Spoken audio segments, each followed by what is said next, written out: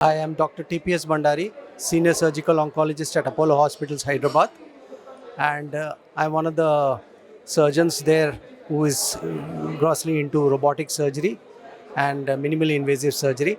As you know, with the period in time, passage of time, initially most of the surgeries used to be by open method, but then with the advent of laparoscopy, last 2 decades, we'll be doing majority of the procedures by minimally invasive surgery by laparoscopy.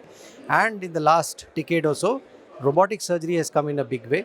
So most of the surgeries now, especially the challenges surgeries, could be done by robotic surgeries with good recovery rates, excellent um, survival rates, and on top of it that the total hospital stay has grossly reduced.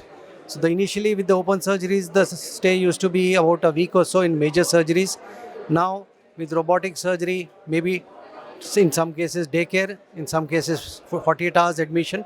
So this grossly brings down the total cost to the patient, as well as it increases the availability of the beds in the hospital. As time is going by, more and more chances are that now we are going on from robotic surgery onto remote surgery. So what I mean by that is a person sitting in Delhi, a senior surgeon in Delhi, robotic surgeon, could perform that same surgery on a robo by remote in a distant place where a robotic surgeon may not be available, or a junior robotic surgeon is available who could be mentored by a senior surgeon remotely from a far off distant place.